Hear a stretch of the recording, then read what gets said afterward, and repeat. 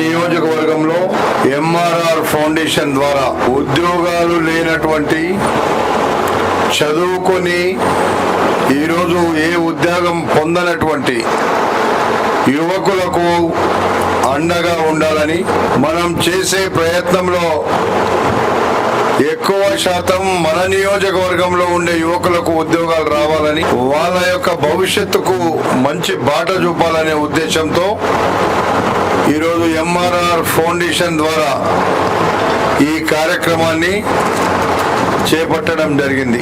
కార్యక్రమంలో చాలా విషయాలు ఇంతకుముందు మీకు అభిషేక్ చెప్పిండు, అదేవిధంగా రాజు గారు కూడా చెప్పిండ్రు, ఏసీపీ గారు.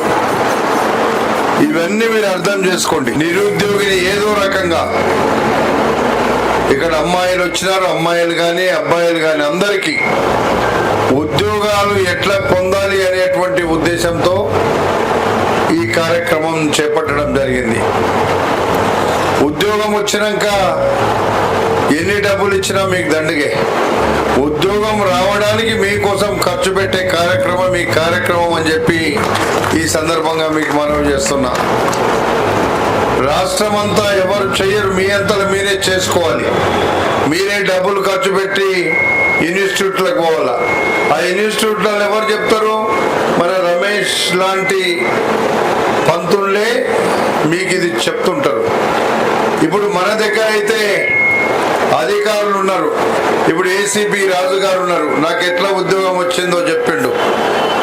సిఐలు ఉన్నారు, ఎస్ఐలు ఉన్నారు.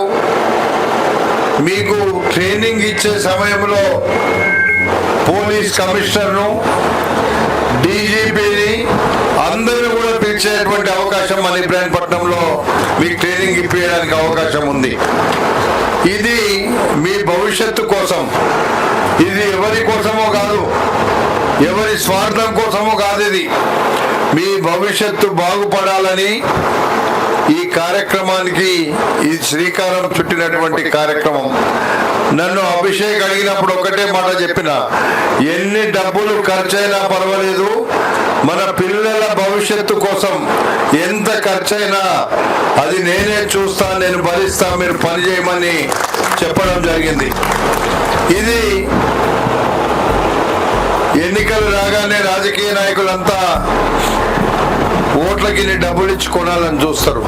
ఇది ఓట్ల కోసం కాదు, ఇది కేవలం మీ భవిష్యత్తు కోసం.